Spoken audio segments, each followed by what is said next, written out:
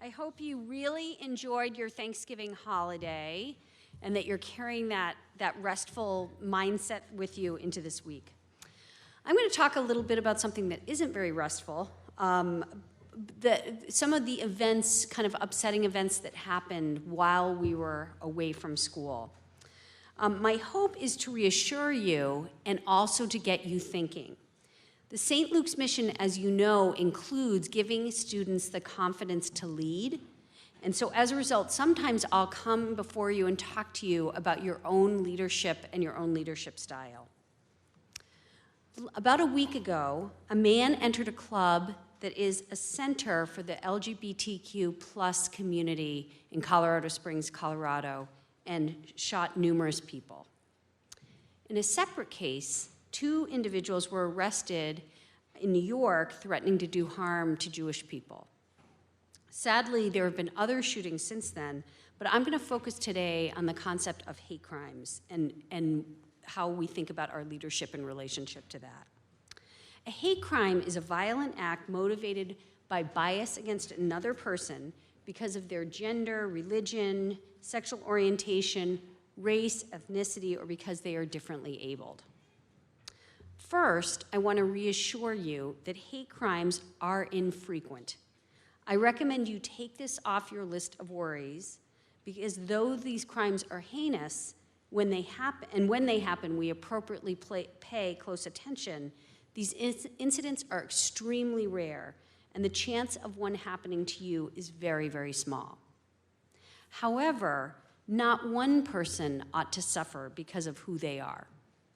So thinking about preventing hate crimes is important for developing leaders like all of you. The perpetrators of hate crimes are motivated by bigoted beliefs. To regard another person as less deserving of opportunity or respect as members of our own families or our friends is bigotry.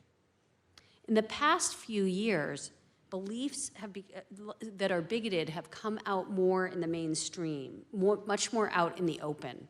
And they've been amplified in social media, in memes, jokes, and conspiracy theories, as well as threatening comments. We hear them sometimes around us, like when someone calls a classmate by a homophobic name to tease them, or passes on a joke or conspiracy theories about Asian or Muslim people. Human nature has the capacity for great care, and that's evident when we see a natural disaster occur and people reaching out to take care of strangers. Human nature can also be persuaded to be distrustful. The spirit of fellowship and the spirit of suspicion are contagious. In our St. Luke's community, we work to have every one of us feel full belonging while celebrating that we are distinct and distinctive. We are distinct even from members of our own families in ways that are visible and invisible. And these differences are a source of strength. That's why at really successful companies like Google, they work very hard to have teams of people who are different from one another work together because the outcomes are far superior and creative than when people on a team are all similar. At our school, we're committed to this idea that we will thrive as one St. Luke's together. This is a promise that all of us must keep. Please be vigilant about not diminishing others. When people with influence, like us, are bystanders, we actually do harm. Silence plus influence makes bigoted speech seem okay.